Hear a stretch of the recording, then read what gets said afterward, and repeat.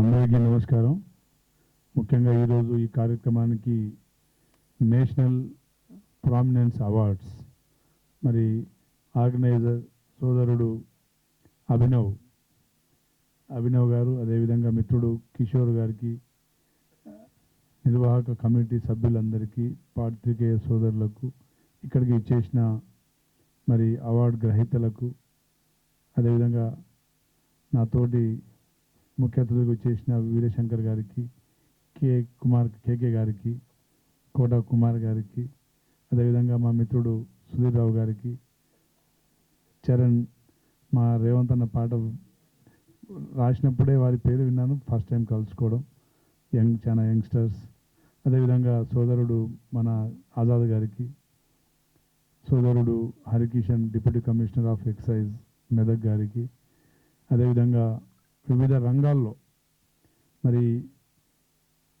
మీరు దాదాపుగా rural background నుంచి వచ్చిన వారే చాలామంది ఉన్నారు. టాలెంట్ ఇంకా రూరల్ బ్యాక్గ్రౌండ్లోనే ఇంకా ఎక్కువ ఉందనేది ప్రూవ్ చేయడానికి ఈరోజు ఈ అవార్డు గ్రహీతలని చూస్తే నాకు అనిపిస్తూ ఉంది. ముఖ్యంగా యంగ్స్టర్స్ ఎక్కువ మంది, చాలామంది బిలో 45-50 లోపు ఉన్నవారు కూడా చాలామంది ఉన్నారు. సో ఈ యంగ్ టాలెంట్ని ప్రోత్సహిస్తూ మరి వారికి కూడా అంటే ఒక మోటివేషనల్గా, అదేవిధంగా దీంట్లో అన్ని రంగాలు నేను ఇప్పుడు చూస్తే డాక్టర్స్, ఒక వాస్కులర్ సర్జన్, ఒకరు డయాబెటిక్ స్పెషలిస్ట్, అదేవిధంగా మన positive motivational speakers, acupuncture therapist, and ఒకరు మన సాధు గారు ఏదో క్యాన్సర్ 30,000 మందికి మరి ఆయుర్వేదిక్ క్యాన్సర్ ట్రీట్మెంట్ ఇస్తా అని చెప్తున్నారు. ఓకే, ఎనీహౌ వీరిని ఐడెంటిఫై చేసి వీరందరినీ ఒక ప్లాట్ఫామ్ మీద తెచ్చిన మరి ఆ గొప్పతనం సోదరుడు అభినవ్ గారిదని చెప్పి భావిస్తున్నా. అందరూ గట్టిగా వారికి అభినందనలు తెలియజేయాలి.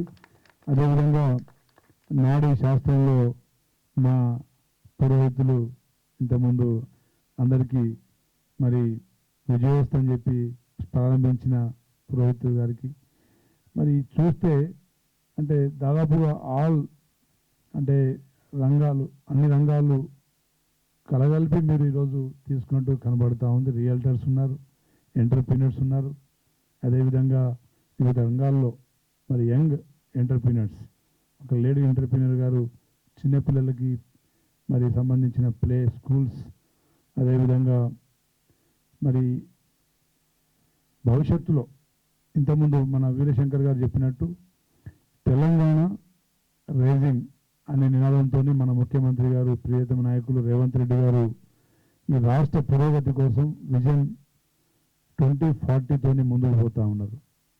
వాస్తవంగా యంగెస్ట్ సీఎం, అదేవిధంగా అన్ని సామాజిక వర్గాల కష్టాలు నష్టాలు తెలిసిన వ్యక్తి, స్వయంగా వారు అన్నీ అనుభవించి వచ్చిన వ్యక్తి. వారికి సిటీ మీద ఒక హైదరాబాద్ ఓల్డ్ సిటీ మీద ఒక అవగాహన ఉంది, అదేవిధంగా ఫ్యూచర్ సిటీ మీద కూడా అవగాహన ఉంది. అలాంటి మేధస్సు కలిగిన వ్యక్తి.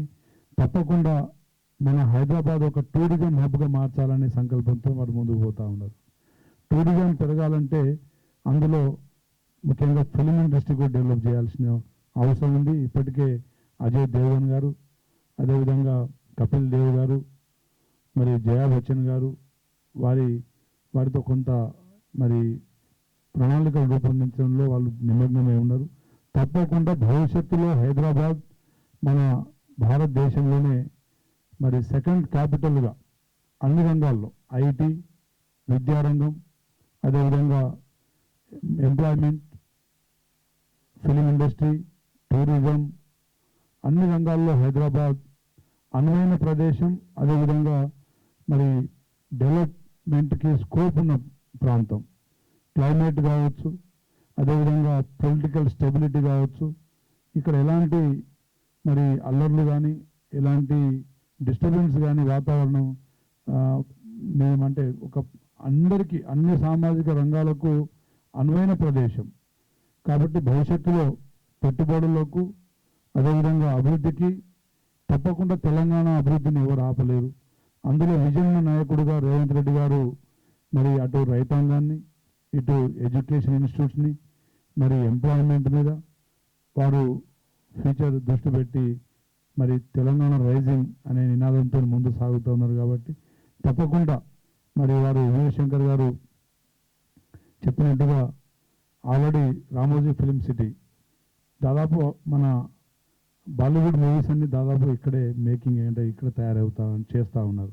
ఫిలిం షూటింగ్స్ కానీ యానిమేషన్ మొన్న 2 మూవీస్కి యానిమేషన్లో అవార్డ్స్ వచ్చినాయి. ఒకటి baby and second Hanuman. So మనం యానిమేషన్లో కూడా ప్రపంచ అవార్డ్స్ నేషనల్ అవార్డ్ అంటే మరి ఇంటర్నేషనల్ అవార్డ్స్ తీసుకునే స్థాయికి ఎదిగాం. అదేవిధంగా మూవీ స్టోరీ బాలకృష్ణ గారిది ఏ మూవీ మొన్న అఖండ కాదు Sreeleela with Balakrishna movie Bhagavanth Kesari. So మన దగ్గర స్టోరీస్ కానీ అదేవిధంగా క్రియేటివిటీ కానీ అదేవిధంగా టాలెంట్ కానీ ఎక్కడ తక్కువ లేదు. తెలంగాణ అవకాశాలు కూడా అందిపుచ్చుకునే వారికి అందిపుచ్చుకున్నంత. సో తప్పకుండా ఇంకా భవిష్యత్తులో ఇలాంటి అవార్డ్స్ ఇంకా పెద్ద మొత్తంలో ఇంకా కొంతమందిని ఐడెంటిఫై చేసి వారికి ఎంకరేజ్మెంట్. ఇప్పుడు చరణ్ గారు వారి పాటలు ఇప్పుడు మన లిరిక్ రైటర్ చరణ్ గారు అదేవిధంగా మా సుధాకర్ మరిపేడ మా కాన్స్టిట్యున్సీ, వంగా సందీప్ రెడ్డి గారు నా కాన్స్టిట్యున్సీ, పొట్టేలు మూవీ తీసిన మరి ప్రొడ్యూసర్ నా కాన్స్టిట్యున్సీ మరిపేడ, అదేవిధంగా ఇప్పుడే భాషాభాయ్ మరి వారు కూడా యంగ్ ఎంటర్ప్రినర్ మా కాన్స్టిట్యున్సీ. సో ఇలాంటి వారికి ఇలాంటి ప్లాట్ఫామ్ మీద నేను కూడా పరిచయం అవ్వడం నేను కూడా అదృష్టంగా భావిస్తా ఉన్నా. ఎందుకంటే పొలిటికల్ బిజీ షెడ్యూల్లో రొటీన్ యాక్టివిటీస్లో మేము నిమగ్నమై పబ్లిక్లో తిరుగుతూ ఉంటాం. నేను బేసిక్గా నేను కూడా డాక్టర్ జనరల్ సర్జన్, అదేవిధంగా మా శ్రీమతి కూడా గైనకాలజిస్ట్.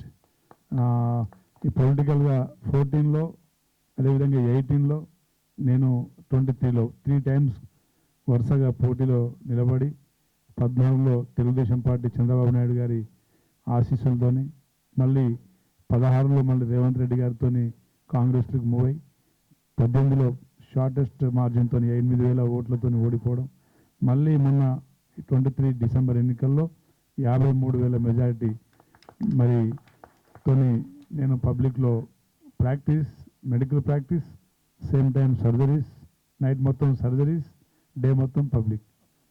సో కష్టపడే వారికి ఎవరు అడ్డంకులు గారు, అవధులు లేవు. కష్టపడే వారికి భవిష్యత్తు ఉంటుందనే మరి ఒకరినొకరు ఎంకరేజ్ చేసుకునే కార్యక్రమమే ఈ అవార్డు మరి బహుకరణ. కాబట్టి ఇంకా ఇప్పుడే ఒక యాక్ట్రెస్, 2 యాక్ట్రెస్లు పాపం వాళ్ళు ఇప్పుడిప్పుడే ఫిలిం ఇండస్ట్రీలో అడుగుపెట్టి వారు ఏదో మాత్రం అనే ఒక మూవీ ఈరోజు రిలీజ్ అయిందట. వారికి ఆల్ ది బెస్ట్. మరి వారికి కూడా మరి భవిష్యత్తులో మంచి సక్సెస్ రావాలని, తెలుగు ఇండస్ట్రీలో మంచి పేరు తేవాలని, తెచ్చుకోవాలని. వారు ఆల్రెడీ తెలుగు మాట్లాడుతున్నారు. షీస్ ఫ్రమ్ బాంబే యాక్చువల్లీ, కానీ తెలుగు చాలా ఫ్లూయెంట్గా మాట్లాడుతున్నారు. అంటే కష్టపడ్డ ప్రతి వారికి ప్రేమగా పిలుచుకునే ప్రాంతమే హైదరాబాద్. Yeah come please. అదేవిధంగా దాదాపు ఆల్ స్టేట్స్ నుంచి ఏ ప్రాంతం నుంచి అయినా అడ్జస్ట్ కాగలిగే క్లైమేట్ మనది హైదరాబాద్. కాబట్టి ఈరోజు మెడికల్ టూరిజం కూడా బాగా పెరిగింది. ఏఏజీ నాగేశ్వరరెడ్డి గారు gastro cases all over world చాలామంది ఇప్పుడు ఏఏజీకి వచ్చి ట్రీట్మెంట్ తీసుకుంటున్నారు. కార్డియాక్ మన అపోలో కానీ కిమ్స్ కానీ వచ్చి cardiac transplantations Yashoda. So medical tourism బాగా పెరిగింది. అదేవిధంగా రియల్ ఎస్టేట్ అనేది ఎవ్రీ 10 yearsకి ఒక 5 years ఆగుతుంది. నేను 2001లో నేను ఎంఎస్ అయిపోయింది. ప్రాక్టీస్ స్టార్ట్ చేసినప్పటి నుంచి డాక్టర్స్కి ఒకే ఒక మార్గం ఇన్వెస్ట్మెంట్ అంటే ల్యాండ్ కొనుక్కోవడం. సో ఏ డాక్టర్ అయినా వారు సంపాదించిన ఎంతో ఇంత ఫస్ట్ పెట్టేది ల్యాండ్. సో నేను ఇన్వెస్ట్మెంట్ స్టార్ట్ చేసేటప్పుడు శంషాబాద్ ఎయిర్పోర్ట్ 2004 రాజశేఖర రెడ్డి గారి హయాంలో ఆ రోజు రియల్ ఎస్టేట్ జస్ట్ 2 lakhs నుంచి స్టార్ట్ అయింది, పర్ ఎకర్ 2 lakhs నుంచి 10 lakh 5 lakhs 5 lakhs నుంచి 10 lakhs అలా. ఈరోజు అక్కడ దాదాపు నాకు తెలిసి మరి 5 to 10 crores per acre. So Hyderabad ఇప్పుడు బాంబేలో పోతే ఇప్పుడు దాదాపుగా 50,000కి ఎస్ఎఫ్టీ, 50,000 1 lakh రూపీస్కి ఎస్ఎఫ్టీ. ఒక పర్టికులర్ ఏరియాకి పోతే more than 2 lakhs per SFT. ఒక యాక్టర్స్ కానీ ఒక హీరో కానీ వాడు ఒక 10 సినిమాలు సక్సెస్ఫుల్ అయిన తర్వాత వచ్చిన సొమ్ముతోని నేను ఒక ఫ్లాట్ కొన్నా అని చెప్పుకునే పరిస్థితి బాంబేలో. కానీ ఇక్కడ ఒక్క మూవీతోనే దాదాపు 4 ఫ్లాట్లు కొనే పరిస్థితి ఉంది. అదేవిధంగా ఇంకా ఒక సామాన్యుడు ఒక మిడిల్ క్లాస్ ఇన్వెస్టర్స్కి అందిపుచ్చుకునే విధంగా మన రియల్ ఎస్టేట్ ఉంది. సేమ్ టైం ఎవ్రీ 10 yearsకి 2004 నుండి 2009 వరకు బాగుండే రియల్ ఎస్టేట్, చాలా స్పీడ్గా వెళ్తున్న క్రమంలో 2009 కేసీఆర్ గారి కరీంనగర్ బై ఎలక్షన్ పార్లమెంట్ రిజల్ట్తో కొంత డౌన్ఫాల్. అదేవిధంగా మళ్ళీ 14లో అందుకున్న రియల్ ఎస్టేట్ 23 దాకా మరి పీక్ లెవెల్లో, అంటే ఒక ఎంఎన్సీ మల్టీనేషనల్ కంపెనీస్ మాత్రమే ఇన్వెస్ట్ చేయగలిగే స్థాయికి హైదరాబాద్ పోయింది. మై హోమ్ కావచ్చు, ఇంకా అపర్ణ కావచ్చు, ఆదిత్య కావచ్చు, వంశీరామ్ కావచ్చు. సో ఇలాంటి ఓన్లీ బిగ్ ప్లేయర్స్కే అవకాశం ఉంటే సామాన్యుడికి మరి ప్లాట్ కానీ ఫ్లాట్ కానీ కొనుక్కునే పరిస్థితి ఉండదు. ఏదేమైనా చాలామంది హైడ్రా అనేది కూడా మొన్న మనం న్యూయార్క్ సిటీలో చూసినాం. న్యూయార్క్ సిటీ ఫ్లడ్ వస్తే అక్కడ ఫ్లడ్ తట్టుకోలేనంత పరిస్థితి, కార్లు ఇలా ఫ్లోట్ అవ్వకుంటూ వరదల్లో పోతూ ఉన్నాయి. కాలిఫోర్నియా సిటీని చూసినాం, అక్కడ కార్ చిచ్చు ఎక్కడో అడవి కాలితే ఆ అడవి కాలిన మంటలతోని కాలిఫోర్నియా మొత్తం కాలిపోయిన పరిస్థితి చూసినాం. అదేవిధంగా ఇంకా చాలా సిటీస్, మీరు ఉత్తరాఖండ్ వరదలు చూడండి, ఫ్లడ్ చూడండి, ఎక్కడైనా చూడండి. ఫ్యూచర్లో ఒక కాంక్రీట్ జంగిల్ లాగా మారుతున్న హైదరాబాద్ పచ్చదనంతో క్లీన్ అండ్ గ్రీన్గా, అదేవిధంగా ఈ వరదల్ని తట్టుకునే విధంగా చిన్న ఫ్లడ్తోనే ట్రాఫిక్ జామ్ అవుతూ ఉంటుంది. అదేవిధంగా చిన్న వర్షానికే దాదాపు మోకాళ్ళ లోతు నడుము లోతు కార్లు మునిగే విధంగా హైదరాబాద్ తయారవుతూ ఉంది. సో ఆ హైదరాబాద్ని ప్రతిపక్షాలు ఒక బూచిగా చూపించి వారేదో అడ్వాంటేజ్ తీసుకున్నాం అనుకున్నారు. కానీ మన ముఖ్యమంత్రి గారు వారు ఒకసారి అనుకుంటే ఫిక్స్ అయితే వెనకడుగేసే వ్యక్తి కాదు. పదవులు ఉన్న రోజులు ఉంటాయి కానీ అనుకున్న మంచి పనిని సాధించి తీసే వ్యక్తి. కాబట్టి హైడ్రా నిన్న వారు ఢిల్లీలో ఉన్నారు 3 రోజుల నుంచి. అయినా కానీ ఇక్కడ వర్షం ఒక 3 hours కంటిన్యూస్ వర్షం కొడితే మరి ఎలాంటి పరిస్థితి ఏర్పడ్డది, ఎలా ట్రాఫిక్ జామ్ అయింది, భవిష్యత్తులో ఇంకే విధంగా మనం సమస్యలు ఎదుర్కోగలుగుతామని దాని మీద వారి ఆలోచన విధానం ఉంది. కాబట్టి ఢిల్లీ నుంచే మానిటర్ చేస్తూ, అదేవిధంగా భవిష్యత్తులో ఈ సమస్యలు తలెత్తొద్దు. గతంలో కూడా 2-3 ఇన్సిడెంట్ చూసినాం. చిన్నపిల్ల అదొక లేడీ మ్యాన్హోల్లో పడిపోయి ఎక్కడో కొట్టుకుపోయింది. వరదలు వచ్చినప్పుడు మ్యాన్హోల్ కనబడవు, ఆ మ్యాన్హోల్లో పడిపోయిన ఒక లేడీ మళ్ళీ దొరకలే, ఒక బేబీ దొరకలే. సో అలాంటి ఇన్సిడెంట్ జరగొద్దు, తెలిసి జరగొద్దు. మన సిటీని ఇంకా అభివృద్ధి చేసుకోవాలనే ఒక లక్ష్యంతో పనిచేస్తూ ఉన్నారు. అదేవిధంగా యువతలో మళ్ళీ ఉద్యోగ అవకాశాలు, కాంపిటీషన్స్ క్రియేట్ చేయాలి. వారిలో నైపుణ్యత, ప్రొడక్టివిటీ పెంచాలి. దాంట్లో భాగంగానే మరి విచ్చలవిడిగా గత 10 సంవత్సరాల్లో గత ప్రభుత్వ నిర్లక్ష్యం వల్ల హైదరాబాద్లో చెలరేగిన డ్రగ్స్, గాంజా, అదేవిధంగా నార్కోటిక్స్ ఇలాంటివి చాలామంది కన్జ్యూమర్స్, అంటే దాన్ని కన్జ్యూమ్ చేసే వాళ్ళు పెరిగిపోయారు. కాంపిటేటివ్ స్పిరిట్ తగ్గిపోయింది. చాలామంది యువత వారి తల్లిదండ్రులు సంపాదించిన మరి సొమ్ముతోని మరి దాన్ని ఏమంటారు, యువత పక్కదారి పోతూ ఉంది. అదేవిధంగా కొంత వారు ఎంటర్టైన్మెంట్కి ఎక్కువ అలవాటు అయిపోతూ ఉన్నారు, బానిసలు అవుతూ ఉన్నారు. సో అలాంటి ప్రొడక్టివ్ ఏజ్లో ఉన్న యువతను మళ్ళీ వారిని ఒక మంచి ఫలితాల వైపు, మంచి కార్యక్రమాల వైపు మళ్లించే కార్యక్రమం కూడా మరి రామ్ చరణ్ గారిని, విజయ్ దేవరకొండ గారిని తీసుకొచ్చి మొన్న ఇంటర్నేషనల్ డ్రగ్స్ డే కూడా నిర్వహించడం జరిగింది. అదేవిధంగా మరి కళాకారులను కానీ వివిధ రంగాల్లో ప్రావీణ్యత చూపిస్తున్న వారికి గద్దరన్న అవార్డ్స్ కానీ, అదేవిధంగా మనం డిసెంబర్ 9 రోజులు మరి తెలంగాణ ఫార్మేషన్స్ కోసం మరి మన రాహుల్ సిప్లిగంజ్ గారిని తోని కొన్ని కార్యక్రమాలు చేయించడం కానీ చాలా చాలా కార్యక్రమాలు వారి క్రియేటివ్ మైండ్తోని మరి తెలంగాణ ప్రజలకు అన్ని రంగాల్లో అన్ని మరి శాఖలలో వారు ప్రత్యేక శ్రద్ధ చూపుతూ రాష్ట్ర అభివృద్ధిలో భాగస్వామి అవుతున్నారు. తప్పకుండా Hyderabad is the only place and holy place and ideal place. ఇండియాలో నేను కలకత్తా చూశాను, ఢిల్లీ చూశాను, బాంబే చూశాను, బెంగళూరు చూశాను. ట్రాఫిక్తో పాటు పొల్యూషన్ కూడా బాగా పెరిగిపోయింది. అక్కడ బ్రతకాలి అంటే కూడా ఢిల్లీలో 1 మంత్ ఉంటే డెఫినెట్గా నిమోనియా స్టార్ట్ అవుతుంది. అంత స్మోక్, ఎస్పెషల్లీ నవంబర్, డిసెంబర్, జనవరి. అక్కడ హర్యానాలో వారు వ్యవసాయ అంటే ప్రొడక్ట్స్ వరి కోసుకున్న తర్వాత, వరి కోతలు అయిన తర్వాత వారు గడ్డిని తీసుకుపోయేటోళ్ళు ఉండరు, వాళ్ళకి పశువులు కూడా పెద్దగా ఉండవు, పాడి. సో ఆ గడ్డిని కాల్చేస్తారు. సో ఆ స్మోక్ వచ్చేసి ఢిల్లీ మొత్తాన్ని కమ్మేస్తుంది. ఇటు మంచు, అటు పొగ. ఎప్పుడైతే టెంపరేచర్ తక్కువ ఉంటుందో కూలెస్ట్ టెంపరేచర్లో ఈ పొగ పైకి వెళ్ళదు, కార్బన్ మొనాక్సైడ్. సో అల్టిమేట్గా లంగ్ డిసీజెస్ ఢిల్లీలో ఎక్కువ అటాక్ అవుతుంటుంది. అదేవిధంగా కలకత్తాలో మీరు పొద్దున్న ఫ్రెష్గా స్నానం చేసుకొని బయటకు వెళ్ళండి, ఒక 2 అవర్స్లో మళ్ళీ ఇంటికి వచ్చి చూడండి, ఇట్లా అనండి, మీకు కార్బన్ కనబడుతుంది. మా హీరోయిన్ల మేకప్ కూడా కొత్త మేకప్ వచ్చేస్తుంది. వారు వేసుకున్న మేకప్ పై నుంచి ఇంకో మేకప్ కొత్త లేయర్ ఫామ్ అవుతుంది. సో ఇలాంటి హైదరాబాద్లో లేదు, హ్యూమిడిటీ లేదు. అదేవిధంగా తుఫాన్లకు వైజాగ్ ఎఫెక్ట్ అయినట్టు అయ్యేది కాదు. అదేవిధంగా ఫ్లడ్కి విజయవాడ ఎఫెక్ట్ అయినట్టు ఉండదు. అంటే మన ప్రాంతమే అది కూడా, కానీ కొంత అక్కడ అప్ అండ్ డౌన్స్ ఉంటాయి. కానీ హైదరాబాద్ అలాంటి ప్రాంతం కాదు.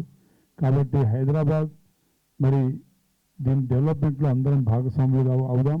అదేవిధంగా యంగ్ ఎంటర్ప్రీనర్స్ని ప్రోత్సహిస్తే వారిని చూసి ఇంకో నలుగురు ఇన్స్పిరేషన్, వారిని చూసి ఇంకొక నలుగురు తయారయ్యే అవకాశం ఉంటుంది. అదేవిధంగా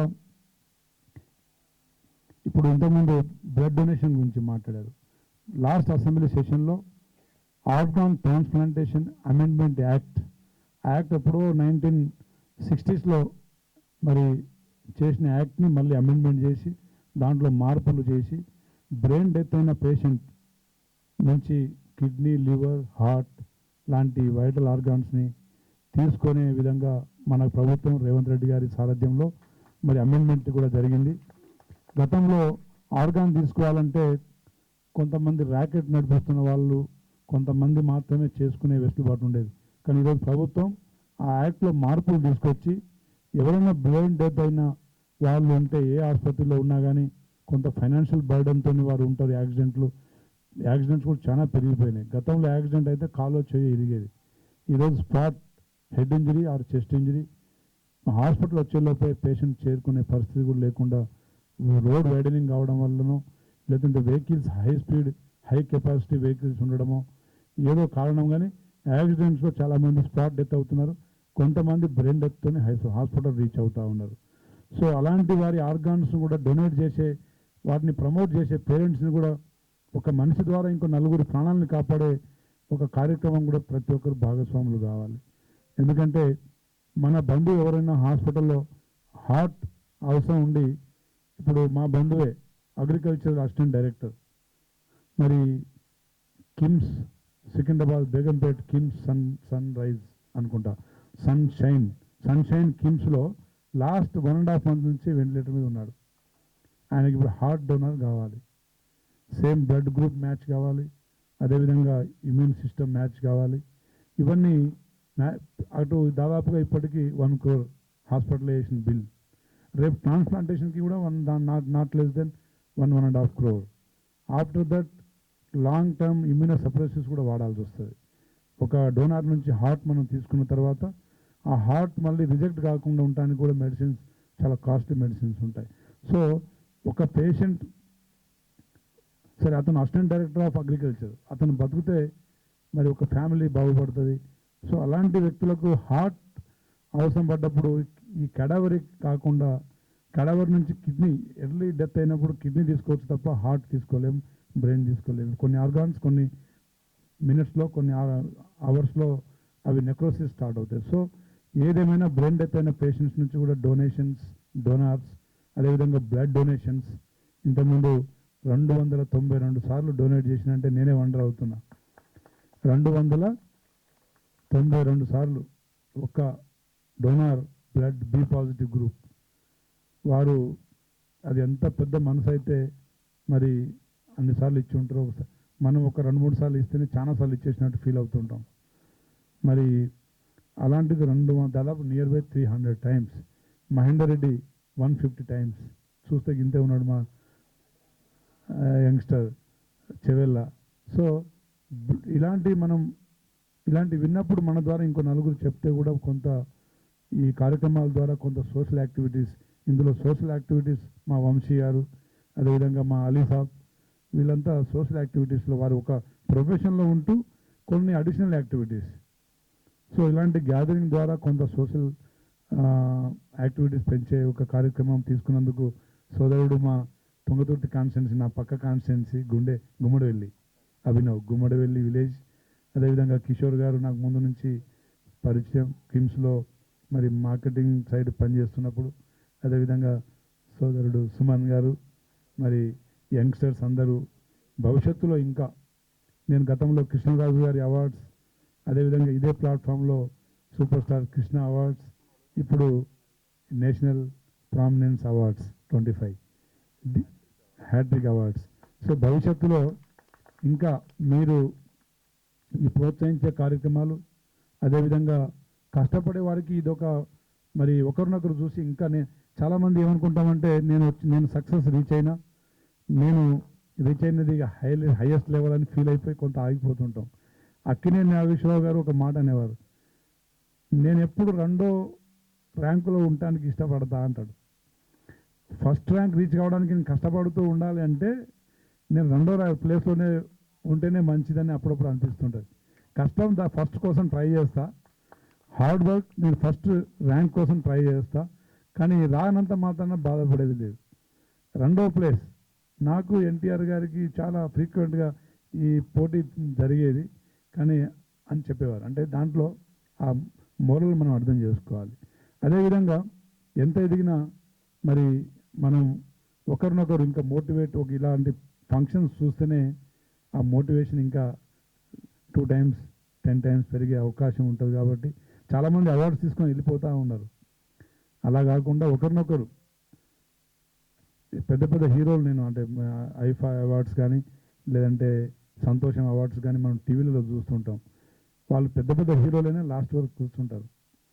మనం అంటే ఎవరికైనా ఒకరిద్దరికి ఎమర్జెన్సీ ఉండొచ్చు, అది కూడా సో గద్దర్ అవార్డ్స్ కూడా కావచ్చు.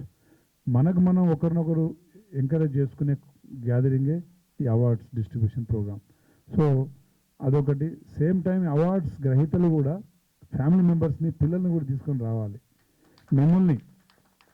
మిమ్మల్ని చూసి మీ పిల్లలు, మీ ఫ్యామిలీ, మీరు చేస్తున్న త్యాగాలు కావచ్చు, మీరు పడుతున్న కష్టం కావచ్చు, మీరు ఈ సమాజంలో మీరు ఏ స్థాయి నుంచి ఎన్ని సమస్యలు అధిగమించి ఈ స్థాయికి వచ్చిననేది వారు కూడా వినాలి. వింటే వారు కూడా కొంత మోటివేట్ అయ్యే ఒక అవకాశం ఉంటుంది. మనం చాలామంది పొరపాటు ఏం చేస్తామంటే మనమే సింగిల్గా పోయి తీసేసుకొని గబగబా వెళ్ళిపోతుంటాం. సో అలా కాకుండా ఇప్పుడు మా చరణ్ గారు ఉన్నారు, ఒక పాట రాయడానికి నాకు తెలిసి ఒక 100 పేపర్లు పక్కన పడేయాల్సి వస్తుంది. లిరిక్స్లో ఏదో చిన్న ఇంకా కరెక్షన్ చేయాలి, ఇంకా చేయాలి. నాకు తెలిసి సీతారామ శాస్త్రి గారు ఒక డైలాగ్, సీతారామ శాస్త్రి గారి గురించి వారు మన డైరెక్టర్ త్రివిక్రమ్ గారు చెప్పిన ఒక మాట ఏంటంటే, అతను రాత్రుల్లో అన్ని మొత్తం ఈ పాటలు ఇంకేదో ఇంకా బెటర్గా రాయాలి, ఇంకా బెటర్గా దీన్ని తయారు చేయాలని చెప్పేసి దాంట్లో ఇంకా వర్డ్స్ ఇంకేమైనా, ఇంకా మోటివేషనల్ వర్డ్స్ ఇంకేమైనా ఉంటాయేమో అని చెప్పేసి అలాంటి రాత్రులు ఎన్నో రాత్రులు గడిచిన రాత్రులు ఉన్నాయట సీతారామ శాస్త్రి గారికి. సో అట్లే మా చరణ్ గారు, అదేవిధంగా ఇంకో యంగెస్ట్ లిరిక్ రైటర్ ఉన్నాడు, బక్కగా ఉంటారు, వారి పేరు తెలియదు కానీ అనంత్ శ్రీరామ్, రైట్. సో ఈ వయసులో వాళ్ళు ఎన్ని పుస్తకాలు, ఎన్ని మరి పేపర్లు చింపేసారో ఒకసారి మన వారి శ్రమను వారి ఫ్యామిలీ మెంబర్స్, వైఫ్ కానీ అదేవిధంగా పిల్లలు కానీ ఇప్పటి నుంచే వినాలి. లేదంటే వారు మన కష్టం తెలియకుండానే పెరిగేస్తుంటే ఏమైందంటే వారు మా డాడీ ఉత్తగానే ఫ్రీగా ఇలా వచ్చేసిండు ఈ స్థాయికి, నేను కూడా అంతకంటే ఎక్కువ రాగలుగుతా అనే ఫీలింగ్తో ఉంటాడు తప్ప వారికి హార్డ్ వర్క్ నేచర్ అనేది అలవాటు కాదు. కాబట్టి దయచేసి నెక్స్ట్ టైం మీరు ఇన్వైట్ చేసేటప్పుడు మా కిషోర్ గారికి, మా అభినవ్ గారికి చెప్పేది ఏంటంటే ఫ్యామిలీతో రమ్మనండి. అదేవిధంగా 25th రేపు 15th ఆగస్ట్. సో అక్కడ పైన నేషనల్ మన మరి ఫ్లాగ్ కనబడతా ఉంది అందరికీ. 15 ఆగస్ట్ మరి ఇంకొక వారం రోజులు అనుకుంటా, 5-6 రోజులే. ఈరోజు 8th. సో 15th ఆగస్ట్ శుభాకాంక్షలు తెలియజేస్తూ, ఎవ్రీ 15th రాగి పౌర్ణమి కూడా శుభాకాంక్షలు. మరి ఎవ్రీ 15th ఒక డేట్ ఫిక్స్ చేయండి. లాస్ట్ 2 months దాకే మీ ప్రోగ్రామ్ ఉండే అనుకుంటా. సో అనుకోకుండా అనివార్య కారణాల వల్ల పోస్ట్పోన్ అవుతూ వచ్చింది. ఏదేమైనా ఒక పర్టికులర్ డేట్, ఇప్పుడు సూపర్ స్టార్ కృష్ణ అవార్డ్స్ అంటే వారి జయంతి రోజు, సూపర్ స్టార్ కృష్ణరాజు అంటే వారి జయంతి రోజు. సో ఈ నేషనల్ అవార్డ్స్ కూడా మీరు ఆగస్ట్ 15th అనుకోండి, లేదంటే 26 జనవరి అనుకోండి. ఏ క్లైమేట్ బాగుంటుందో డిసైడ్ చేసుకొని ఆ టైంలో పర్టికులర్గా 3-4 days ముందు, ఎగ్జాక్ట్లీ అదే రోజు పెడితే ఎవరు రారు, అందరు బిజీ ఉంటారు వారి కార్యక్రమాలు. సో ఒక 3-4 days ముందు మరి నేషనల్ మన ఫ్లాగ్ చూపిస్తూ ఈ అవార్డ్స్ని ఇంకా మీరు పెద్ద మొత్తంలో పెద్దగా చేసుకునే భవిష్యత్తులో మీకు అవకాశాలు రావాలని కోరుకుంటూ, మరి అందరికీ మరోసారి ధన్యవాదాలు, అదేవిధంగా ఆల్ ది బెస్ట్ తెలియజేస్తూ ముగిస్తున్నా. Thank you. Thank you so